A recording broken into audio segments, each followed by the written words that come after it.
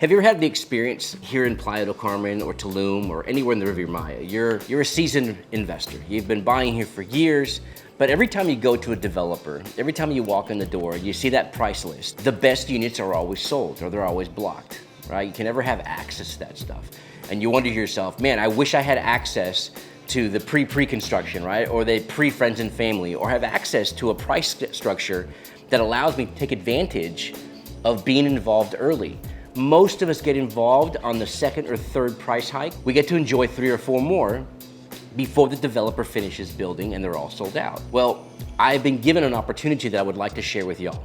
I have 20 units in a brand new development called Costa Celeste by the developer called Desor. This development, I have 20 units. I have a total of 1 2-bedroom in this pre friends and family.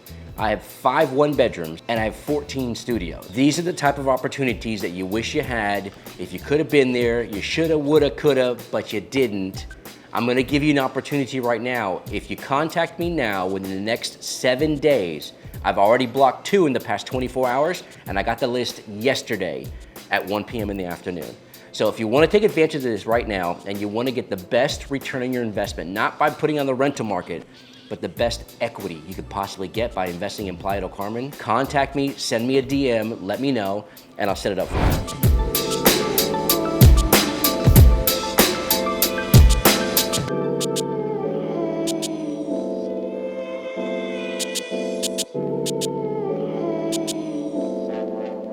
Is Tulum still an opportunity?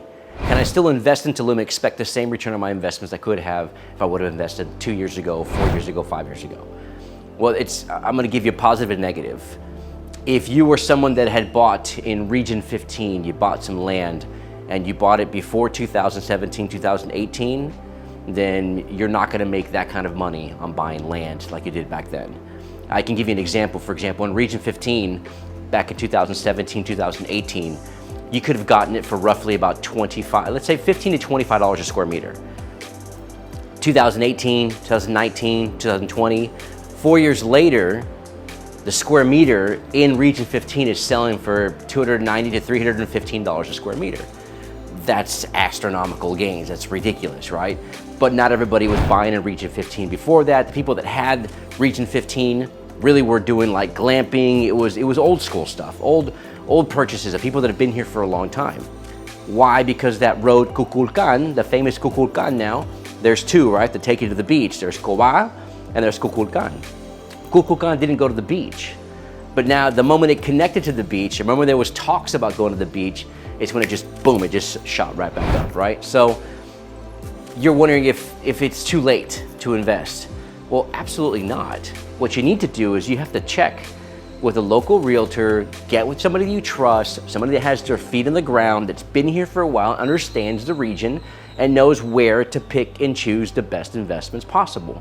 Because there's still very good investments in Tulum. There's still very good opportunities in Tulum, but you have to know which ones they are. You have to know where to look. It might not necessarily be buying another studio to rent out to a cryptocurrency digital nomad that's gonna be staying here during COVID, because that doesn't exist anymore, right?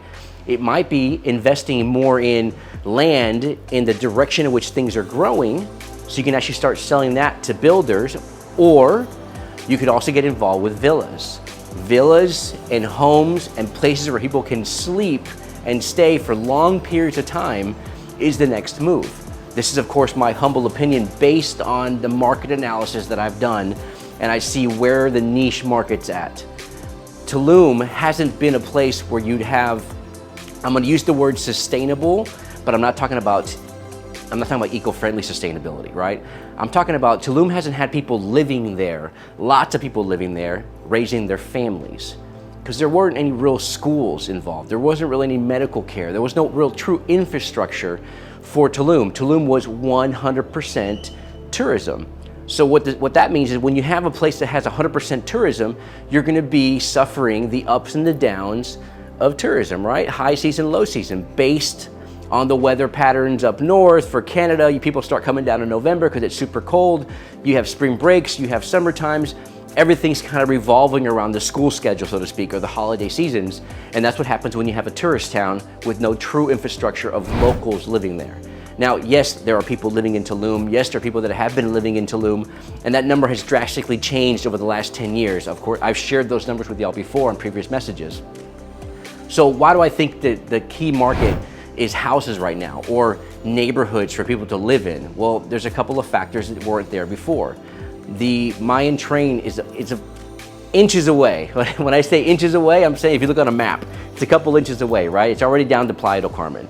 And on top of that, the airport is already up and running. The airport's been running since December of last year. International flights are gonna happen, I think, at the end of this month. Give or take a few weeks, we're gonna have international flight coming in. Why does that make a difference? Because you're gonna have families now traveling down here. We have schools now in Tulum. There's medical services in Tulum. We have an amazing grocery store in Tulum.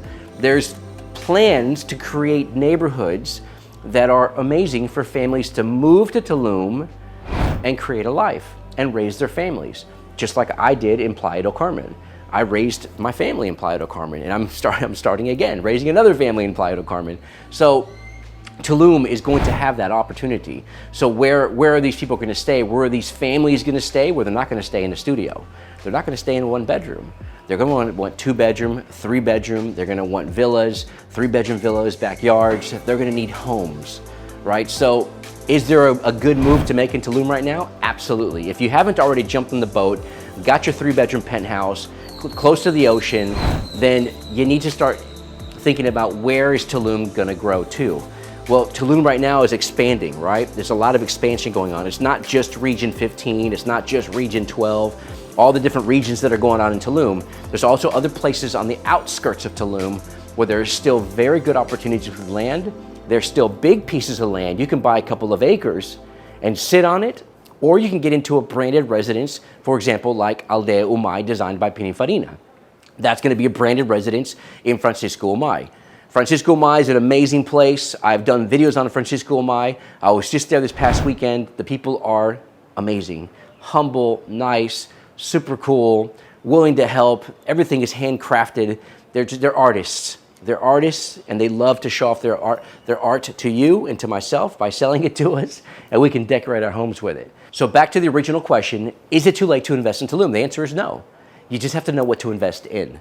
You need to make sure that the agency or the agent that you're working for knows the area, knows the territory, has been here before the boom, and will be here after the boom. I'm not promoting myself or Muller Properties. I'm just telling you, you gotta do your homework. You need to make sure who you're dealing with. One of the questions you should ask the agent that's representing you is, what do they own? Where have they bought? Why do they buy there? One of the funniest things I talk about all the time, like a commercial, I'm gonna date myself, but if anyone knows, heard of that commercial from back in, I think, the late 80s, it was called the Hair Club for Men. Yeah, right, I know, right? So the Hair Club for Men. So the guy on the commercial, he was a president. So what he would say, he says, I'm not only the president of the Hair Club for Men, I'm also a member. And by the way, I'm not only the Hair Club president, but I'm also a client. So in other words, he's eating, right? He's consuming his own product. He's not just selling something and not actually have any kind of vested interest in it. So make sure you ask your agent, what else have you bought? What have you bought? Have you bought anything yet? How long have you been here? Are you licensed? These sort of things aren't to disqualify people. It's to qualify them for you, to give you someone that's going to give you an insider, so to speak, insider trading, to know where they're buying, why they're buying, because that's going to give you kind of a roadmap of where things are going, okay? There's a lot of really good investments, a lot of really cool places to buy.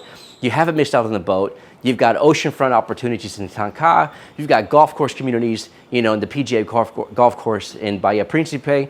You've got the amazing nature, old school Tuluminati artistic design of Azulik, both in the hotel zone and also in Francisco Umay. You've got Aldea Umay, designed by Pininfarina. There's some really cool stuff going on in Tulum. So you haven't missed the boat. You just have to be careful and don't jump on the bandwagon trying to think to buy the cheapest unit you possibly can to get the highest return on your investment.